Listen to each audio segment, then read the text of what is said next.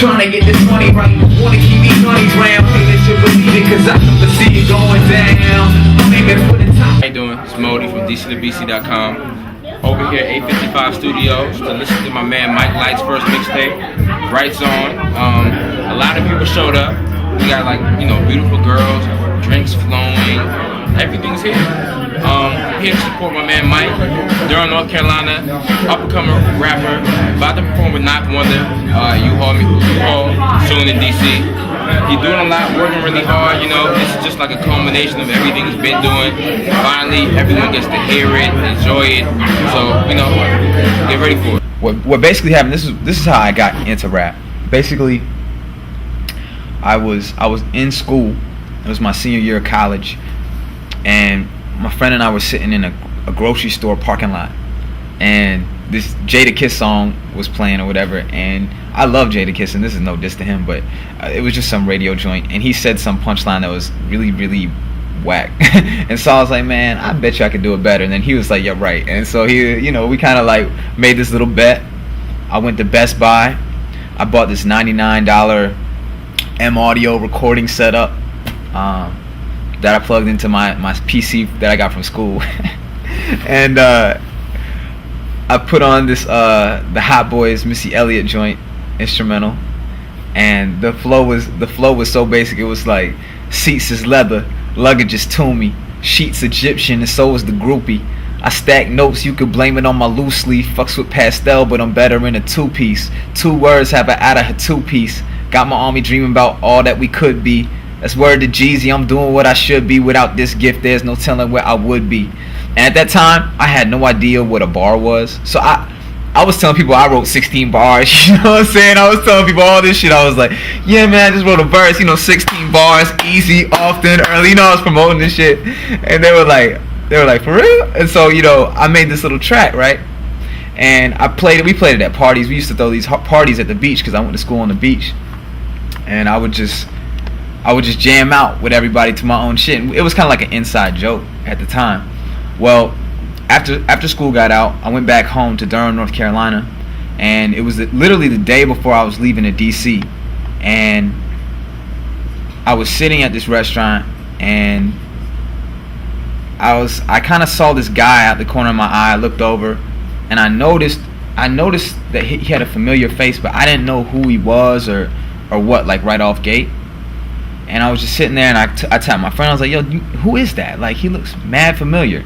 And my friend, he was like an accountant. He didn't know anything about music. He was like, I don't know who that is. So I was like, all right. So I get up to go to the bathroom maybe 10 minutes later, and he's sitting there getting carry out. So I kind of like made eye contact with him as I was walking. We had this awkward eye exchange.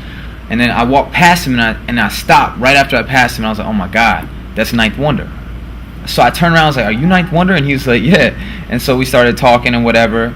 I didn't really have the balls to say anything to him other than, you know, like, I like your music and all this stuff.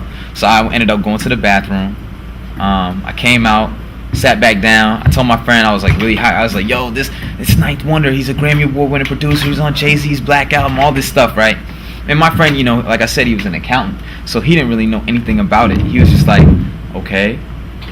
He's like, why don't you go, you know, talk to him if you want to do music. And like I said at the time, I wasn't really doing music that seriously.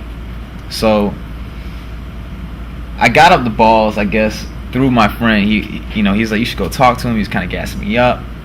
And I went out to talk to him right before he left, caught him outside. And I first asked him, I was like, yo, can I just get a picture with you on my phone? So my friend snapped a picture. And right after he snapped the picture, he's like, yo, Mike, you got that one track on your cell phone. You should play it for him. And I was like, man, why would you say that? Like, why would you say that to him? He hears that like 1,000 times a day. And I was so mad at him, like, right off gate. But at the same time, I was kind of happy because I wouldn't have said it.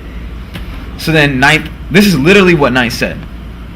I don't know if I ever told you this, but this is literally what he said. He said, you know, as a music producer, sometimes I feel like listening to music and sometimes I don't. Lucky for you, I just feel like listening to something right now. And I was like, all right. So I literally started playing the track on my phone. He was like, stop. He took the phone from me, pressed play, and put it up to his ear and just walked away. And at the time, there was another dude with him, this guy, Eddie Blackman. And Eddie is the GM of Homeschool Records, John Legend's label, with Estelle and Vaughn, who is John Legend's cousin. And you know, at the time, we were all just kind of just waiting. Me, Eddie, and my friend. We were just waiting to see what Ninth would say. He came back, listened to the track in its entirety, and he was just like, he's like, you know what? He's like, your rhyme schematics and your flow are a little basic, but your voice is there, and you know, you might want to consider doing this. And so I kind of was just like thinking to myself, like, damn, like if this dude's telling me I should take this seriously, maybe I should. So I went home literally that same day. I called up a bunch of my friends, telling them I met Ninth, and you know, we're all from North Carolina, so we know Ninth Wonder. And everybody's like, yo, man, you need to do something and send him a track, do all this. So I started making all these tracks, and I moved up to DC, tried to get some studio time, doing all this stuff. And fast forward to now, I took the mixtape, and it's got 4 beats on there. This dude named Sundown at Act Proof, who's signed to Ninth's label, and I'm actually going to be performing in October with Ninth Wonder's crew. So, just a little motivation there, little story.